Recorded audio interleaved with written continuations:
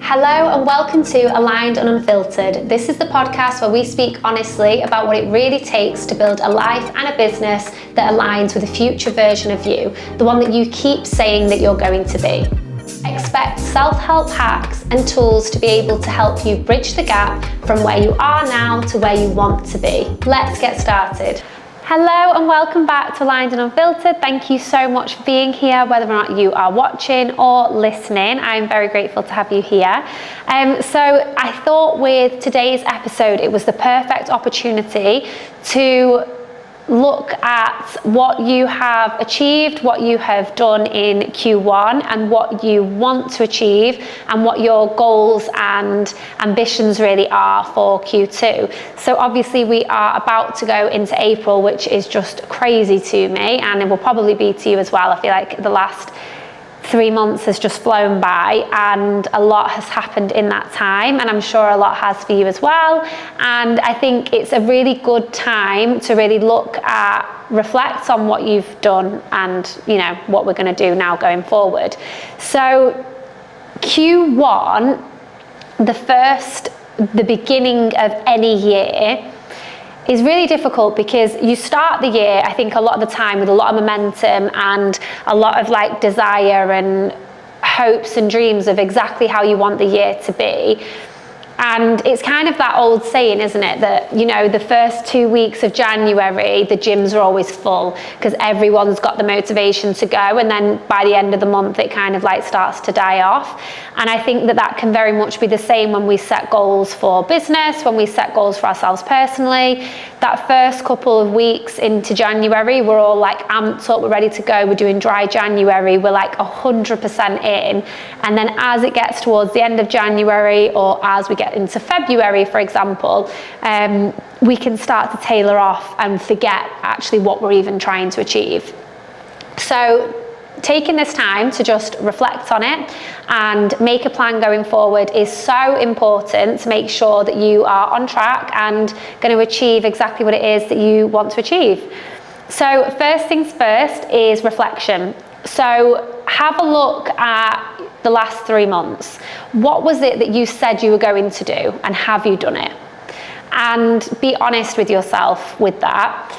Don't be too hard on yourself, but just be very honest with yourself. What is it that you set yourself a goal for in Q1, and have you actually done it? What did you say that you were going to follow through on? Did you lose consistency somewhere? And what did you avoid that would have moved you forward? I think that question specifically is really powerful, because I know that for myself, one of my big things in Q1 was starting this podcast, and it very nearly didn't happen within that time frame, because I just got so stuck on being able to do the video content, being able to find the right time to do it, finding my flow with the episodes and things like that. And I really had to put a lot of effort into actually making this happen. And I almost lost the window of when I said I was going to do that. And just have a look back. What did you really want to achieve in that time, and maybe haven't, or maybe you have, and that's really great.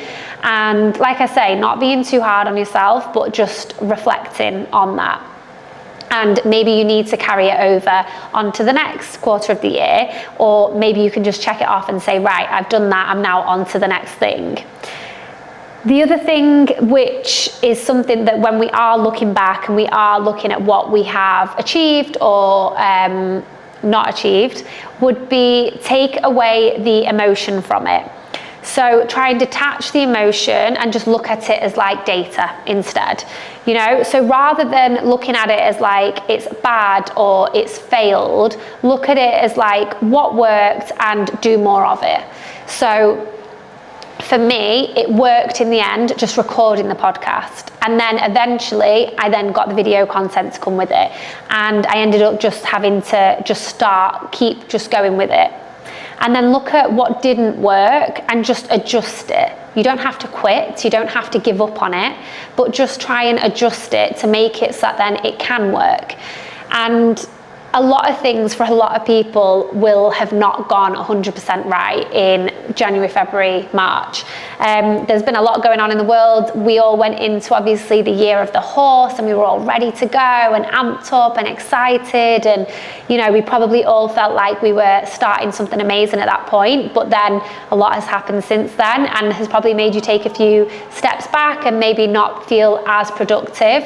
But that is just so normal, and I think that it's just giving yourself a little bit of grace, but also at the same time being responsible for what you have been able to achieve and what you haven't, and really why that has been the case. If you have been inconsistent, if you have been overthinking, if you have been waiting till you felt ready or had a lack of structure, for example, then really look at that and think, why has that been the case? And again, try not to be too hard on yourself. Look at what it is that's maybe blocking you or stopping you, and really try and work on that, so that then you don't carry that on now to the next part of the year. Because if you can continue with that same blocks, with that same mindset, you're not then going to achieve the next thing that it is that you want to do. So really working on exactly what it is that's stopping you, and then getting through that, working on it, and then you can continue with actually hitting the goals that you really want to do. So then when we are moving into Q2, I want you to reset it with a bit of intention. So don't necessarily look for motivation, because that's not always going to be there, as we know. Set some intentions, set some habits to be able to get your goals to happen. Make them small, make them precise, and make it so then you have to stick to it. So if your goal is to create some content, make it so that then you have an alarm on your phone every morning when you wake up, create content. Have a post-it note if you need to on your coffee machine, create content. Do small little things throughout your whole day, and just take videos of them, take content of it, and start to build up to what it is that you're trying to do. So if your goal was to become a content creator, you need content to do that. So start by just taking the little videos, and make it so that then it's almost impossible not to do the thing that you want. Even for me, right, something that I am trying to do at the moment is eat a little bit healthier. So I'm really good at sticking to my meals. I have a meal plan service that I use, and I stick to that. But then recently I have been having the odd little snack, or having a little wine on an evening. And what I have had to do to make that impossible for me to do that is just remove it out of the house. So if that is one of your goals, then make it impossible for you not to stick to it, and remove the temptation. Delete the Deliveroo app on your phone if you need to. Delete Instagram if you're trying not to be on social media as much. There are very small things that you can do to really create habits that will make you stick to them, and in long term create the goals that it is that you're trying to do. After you've simplified it, you have been really clear on exactly what your goals are now going forward for the next Q2. Write down a few of them. Don't make it overcomplicated, like I just said. Be really clear with them, and tie in your actions to the goals that are going to get you there. Make it as simple as possible. If your goal is to grow your business, for example, maybe be a bit more specific in how you want to grow your business, but then the action behind that could just be posting 3 times a week, or reaching out to 3 different people a day, for example, on social media or whatever, to be able to help grow that business. And it's a very small thing that you're going to do, but it's going to amount to something a lot bigger. And then start to plan out the rest of your year. So you've probably already done this anyway at the beginning of the year, but now that you've had the first 3 months of the year, it's started to set the tone maybe a little bit more as to what's going to be happening in the next quarter. You can maybe have a different outlook on the rest of your year. And also, I mean, for me specifically, I obviously started 2026 with certain goals in place, but a lot of them have changed now, because my year is already looking dramatically different to how it started. So that's okay to change the path. It's okay to change the goalpost. It's okay to change whatever goals it is that you had in mind at the beginning of the year and now, and just start afresh. You're going into a new quarter, see it as a new year. If you look at it from an astrological point of view, this is now the time to get things moving. From the 21st, I believe it is, of March, that's when like I might be wrong saying this, but like the lunar eclipse happens. And that's when the actual astrological new year begins. And that's when the momentum really does start to build. And actually in the January, February, March before that is when you are planting the seeds of intention, and now is when you should actually be starting to take action on the goals.